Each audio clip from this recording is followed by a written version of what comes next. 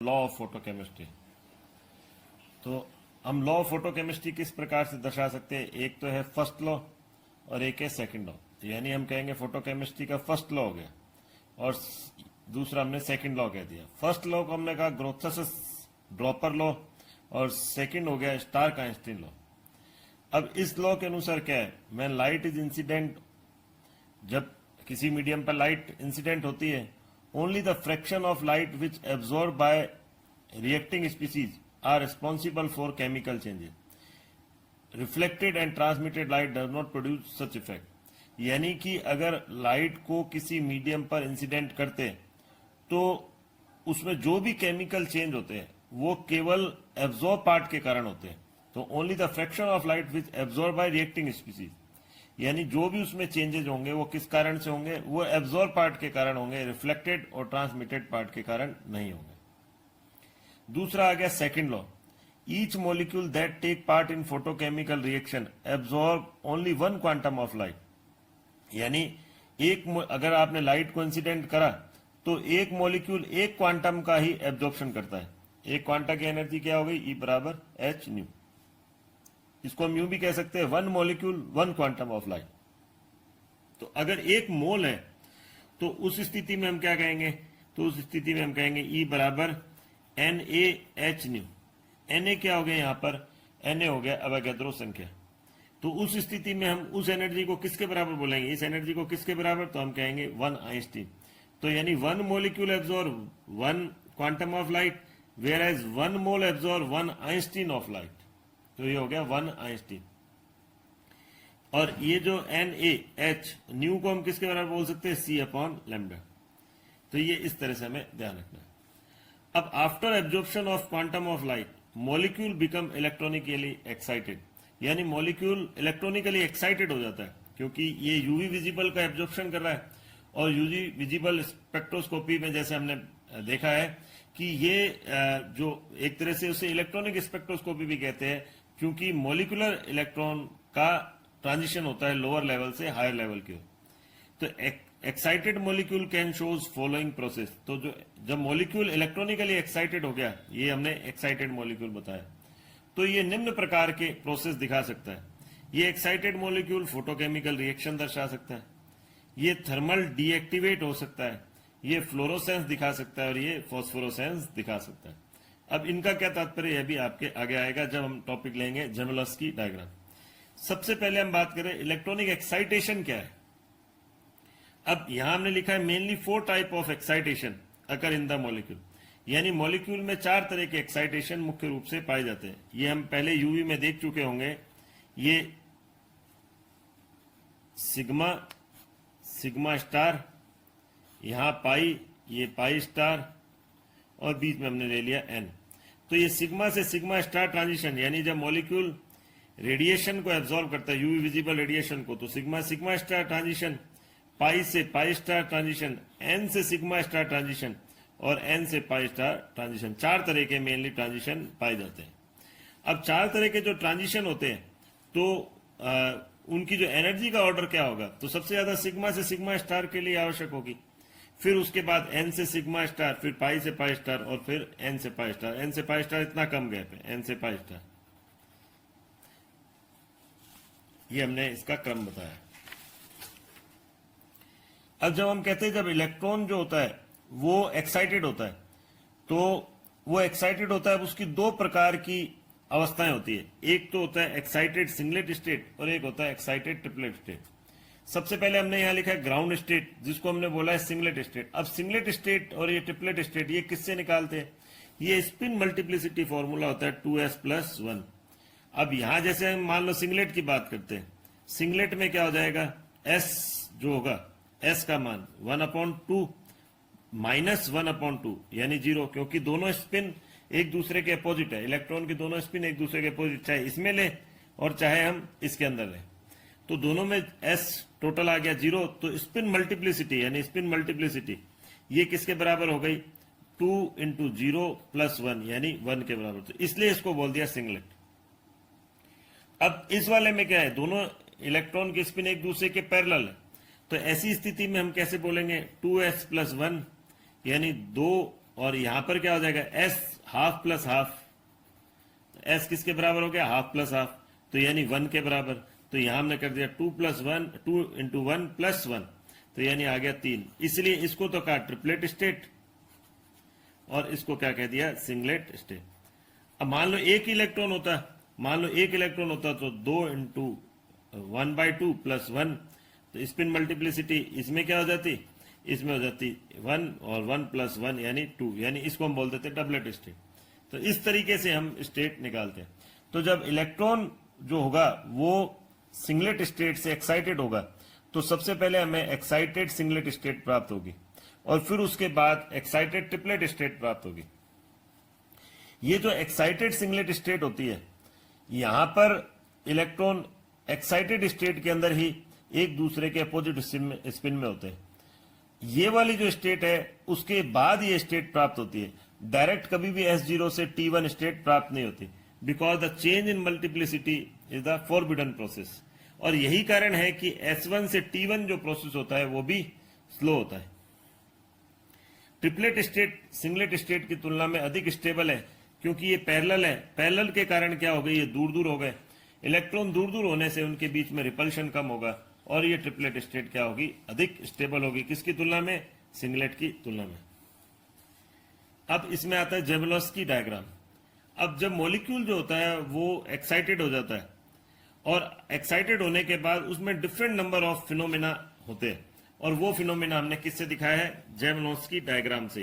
ये हमने जेवलॉस्की डायग्राम हमने लिया है, जिसमें बताया कि मॉलिक्यूल यूवी विजिबल का एब्जॉर्प्शन करके S0 से S1, S2, S3 की ओर एक्साइटेड हो जाता है, और एक्साइटेड स्टेट के बाद उसमें क्या प्रक्रम पाए जाते हैं, यानी उसका डी एक्साइटेशन किस तरीके से होता है, उस प्रोसेस को ही हम ये जेवलॉस्की डायग्राम में दर्शाया गया है। यानी यहां पर हमने बताया कि S0, मान लो मॉलिक्यूल S0 स्टेट के अंदर है, यानी ग्राउंड स्टेट के अंदर है, तो उसका एक्साइटेशन कहां पर हुआ, S1 पर हुआ। तो S0 से लाइट को एब्जॉर्ब करा तो S1 पर चला गया, यानी हमने एक्साइटेशन बताया। या कुछ और ज्यादा एनर्जी को एब्जॉर्ब कर लिया तो वो कहां पर चला गया, h का एब्जॉर्प्शन करके S2 की ओर, यानी वही एक्साइटेशन हो गया। ये हमने डिफरेंट वाइब्रेशनल लेवल दिखाया, जहां से वो अगर किसी हायर वाइब्रेशनल लेवल पर है तो वाइब्रेशनल रिलैक्सेशन द्वारा यहाँ पर S2 में आया है, यहाँ पर वाइब्रेशनल लेवल द्वारा वो किस में आया है, S1 पर। लेकिन S2 से S1 स्टेट के अंदर वो कैसे आएगा, इंटरनल कन्वर्जन द्वारा। यहां से वो कैसे आ सकता है, इंटरनल कन्वर्जन द्वारा। अब जब वो मॉलिक्यूल S1 स्टेट के अंदर है, तो उस यानी कि सिंगलेट एक्साइटेड स्टेट के अंदर है, तो वो डिफरेंट तरह के प्रोसेस दिखा सकता है। या तो वो क्या करे, या तो वो फोटोकेमिकल रिएक्शन दिखाए, यानी कि इस स्टेट के अंदर वो फोटोकेमिकल रिएक्शन, कोई रिएक्शन दिखाए तो वो हो गया उसका फोटोकेमिकल रिएक्शन। एक तो हो गया उसमें फोटोकेमिकल रिएक्शन। दूसरा क्या हो सकता है कि जो उसने लाइट एब्जॉर्ब करी है वो रीमिट कर दे, लेकिन वो उसका डी एक्साइटेशन हो जाए, लेकिन वो एनर्जी जो उसने लाइट एब्जॉर्ब करी है उसको लाइट के रूप में ही वापस प्रदान ना करे। यानी कि उस स्थिति में क्या होगा, थर्मल डीएक्टिवेशन होगा। वो जो इसको बोलेंगे नॉन रेडिएटिव डीएक्टिवेशन। तीसरी स्थिति ये नॉन रेडिएटिव डीएक्टिवेशन।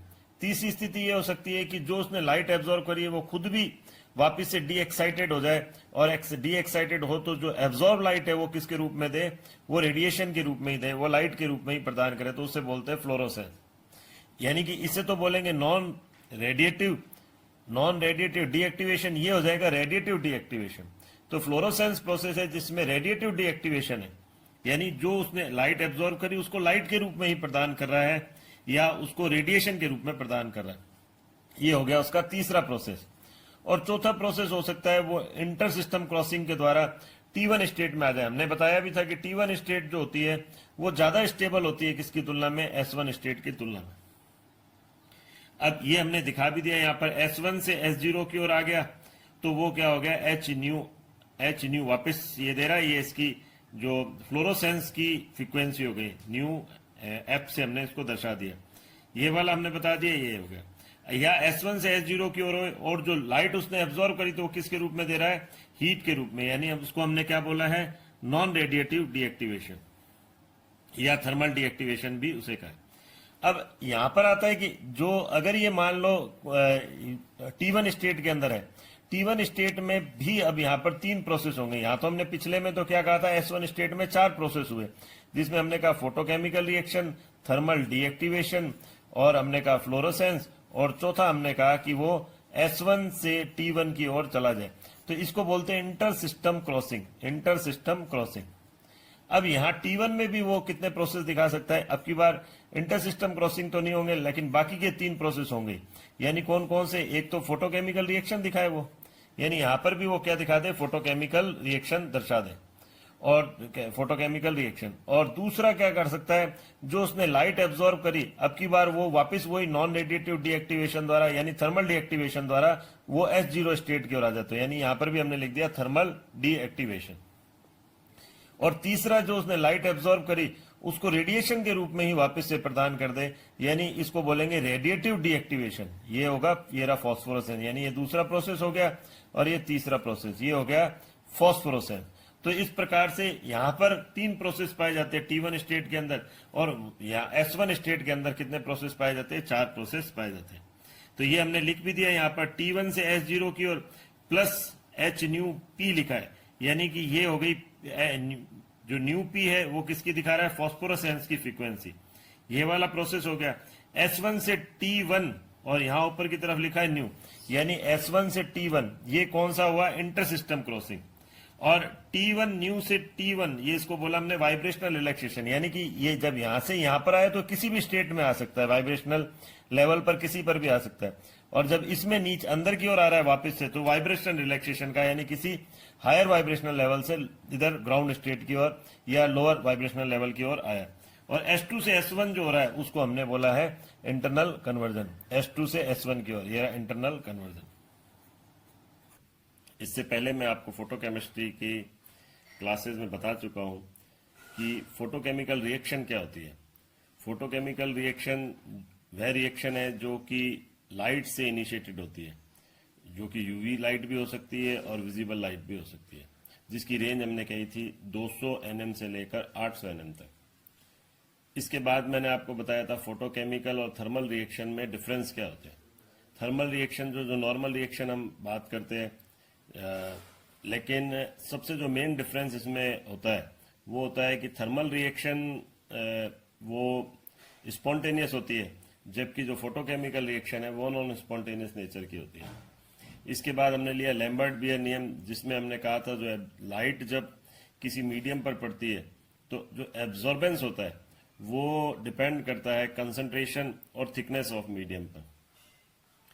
इसके बाद आया था आपके जो फोटोकेमिस्ट्री के 2 लॉ लिए थे, जिसमें फर्स्ट लॉ में हमने बताया था केवल एब्जॉर्ब पार्ट ही किसी भी फोटोकेमिकल रिएक्शन के लिए रिस्पॉन्सिबल है, और सेकंड लॉ में हमने बताया था कि 1 molecule absorb only 1 quantum of light.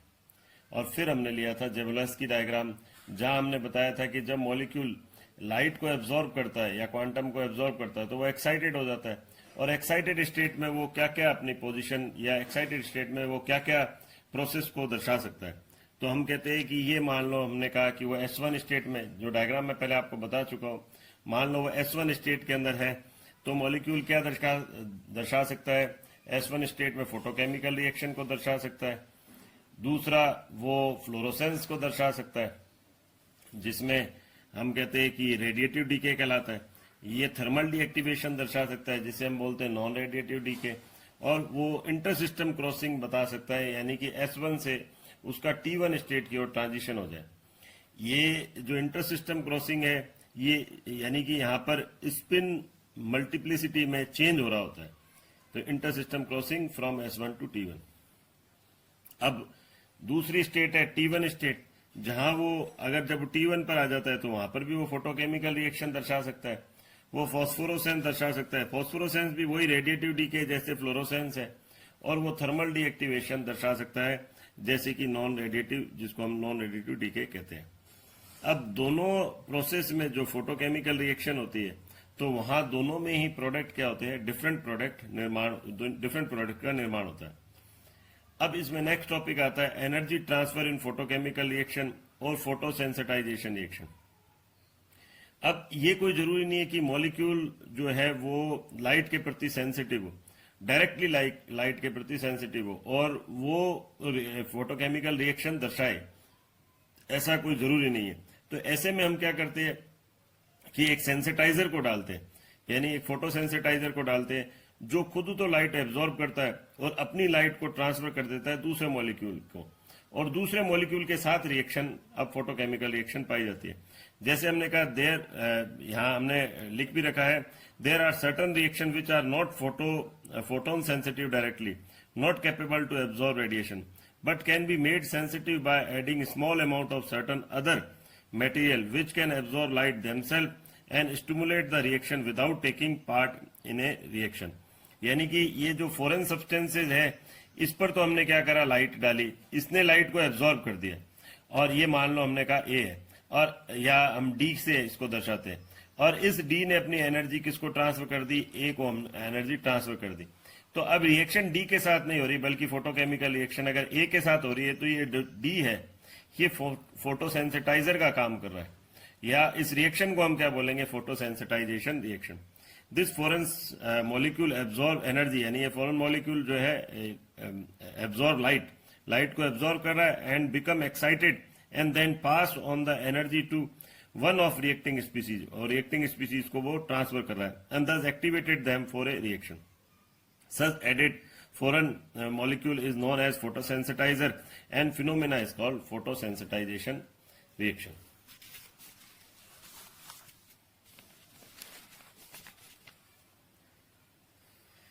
This method involves transfer of excitation energy from electronically excited molecule to ground state molecule। तो ये इस प्रकार से हम इसको कहेंगे, जो यहाँ पर एनर्जी का ट्रांसफर हो रहा है एक्साइटेड मॉलिक्यूल से जो दूसरे मॉलिक्यूल जो कि ग्राउंड स्टेट में है, तो ये एनर्जी ट्रांसफर प्रोसेस हो गया। तो हमने इसको इस प्रकार से भी दर्शाया, जैसे हमने कहा डी है, डी का मतलब हमने यहाँ डोनर से ले लिया, ये डोनर मॉलिक्यूल ले लिया, डोनर पे हमने क्या करा, लाइट को डाला, और लाइट उसने एब्जॉर्ब करी, वो 1D हमने लिख दिया, यानी उसकी कौन सी 1D का मतलब हो गया, उसकी सिंगलेट स्टेट हमें प्राप्त हुई। अब सिंगलेट स्टेट ने क्या दिखाया, इंटर सिस्टम क्रॉसिंग दिखाया, और वो किस में बदल गया, वो 3D में बदल गया। तो हमने कहा था कि सिंगलेट से वो किस में बदल गया, ट्रिपलेट स्टेट के अंदर कन्वर्ट हो गया। ये ट्रिपलेट जो डोनर है ये क्या किसके पास गया, ये एक्सेप्टर मॉलिक्यूल के पास गया, यानी अब ये ग्राही हो गया मॉलिक्यूल, और ये क्या हो गया, दाता मॉलिक्यूल। तो अब इसने इसको क्या कर दिया, ये डोनर जो है वो तो आ गया ग्राउंड स्टेट के अंदर, लेकिन यहाँ ट्रिपलेट एनर्जी ट्रांसफर हुई, ट्रिपलेट एनर्जी ट्रांसफर, ये इससे इसको एनर्जी ट्रांसफर हुई। तो अब जो एक्सेप्टर मॉलिक्यूल यानी ए जो है वो 3A में बदल गया, और अब 3A जो है वो प्रोडक्ट दे रहा है। तो इसका मतलब यहाँ जो डी है वो किसका काम कर रहा है, फोटोसेंसिटाइजर का काम कर रहा है। ये डी जो है, ये डी फोटोसेंसिटाइजर का काम कर रहा है, और रिएक्शन किसके साथ हो रही है, वो ए के साथ हो रही है। हम एक एग्जाम्पल लेते हैं, reaction sensitize by mercury vapour. तो हम यहाँ ले रहे मरकरी की जो वेपर है वो एक्साइटेड हो रही है किसके द्वारा, लाइट के द्वारा, और वो एक्साइटेड कर रही है कोई एक्सेप्टर मॉलिक्यूल है उसको, और फिर जो ये एक्साइटेड मॉलिक्यूल है यही प्रोडक्ट दे रहा है। जैसे हमने रिएक्शन लिया, reaction between CO and H2, तो हमने कहा ये मरकरी की वेपर एक्साइटेड है और ये किसको कर रही है, H2 को एक्साइटेड कर रही है। हमने यहाँ H2 स्टार लिख लिया, यानी ये एनर्जी ट्रांसफर हुआ, और H2 स्टार जो है वो उसका डिसोसिएशन हो गया। फिर ये जो H है रेडिकल, ये CO के साथ कंबाइन होकर HCO बन गया, HCO H2 के साथ वापस कंबाइन होकर H रेडिकल बना रहा है। फिर ये HCO जो है, HCO ये आपस में कंबाइन होकर HCHO और CO बना रहा है, और आपस में कंबाइन होकर ग्लाइऑक्सिल का निर्माण कर रहा है। तो इस प्रकार डिफरेंट जो है प्रोडक्ट बन सकते हैं इस एनर्जी ट्रांसफर प्रोसेस द्वारा। अब एक एग्जाम्पल और लेते हैं हम, जिसमें हमने कहा डिसोसिएशन ऑफ NH3। ये भी इसी तरह से मरकरी से एक्साइटेड हमने लिखा है, ये NH3 एक्साइटेड हो गया, फिर उसका डिसोसिएशन हो गया, और फिर वो NH2 जो बना है ये आपस में कंबाइन होकर ये N2H4 बना रहा है, ये NH3 NH2 बना रहा है, ये NH2 कंबाइन होकर N2 प्लस ये 2H2 का निर्माण यहाँ पर हो रहा है। इसी तरह हम देखते हैं जो फोटोसिंथेसिस प्रोसेस है उसमें क्लोरोफिल जो है वो फोटोसेंसिटाइजर का काम कर रहा है। कैसे कर रहा है वहां पर कि ये क्लोरोफिल क्या है, लाइट को एब्जॉर्ब करता है। जो लाइट को एब्जॉर्ब करके, और ये रिएक्शन किसके साथ हो रही है यहाँ पर, CO2 और H2O के साथ, जो बना रहे क्या है यहाँ पर, ग्लूकोज और ऑक्सीजन का निर्माण कर रहे हो। क्लोरोफिल हमें ग्राउंड स्टेट में प्राप्त हो गया। यानी ये देख हमने यहाँ पर क्या दिखाया है कि ये एक्साइटेड नहीं है, यहाँ पर ग्राउंड स्टेट के अंदर है क्लोरोफिल। इसी तरह से हमने reaction sensitize by benzophenone. Benzophenone जो है वो लाइट क्वांटा के एब्जॉर्प्शन करके पहले सिंगलेट स्टेट में बदला, फिर इंटर सिस्टम क्रॉसिंग से वो किस में बदला, वो ट्रिपलेट बेंजोफिनोन में बदला।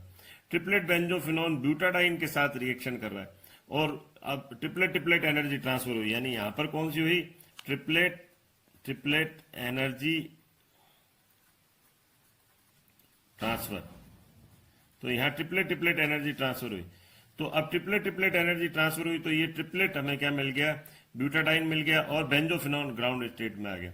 और ट्रिपलेट जो ब्यूटाडाइन है वो आपस में कंबाइंड होकर डाइमराइज होकर ये 3 तरह के प्रोडक्ट बना रहा है।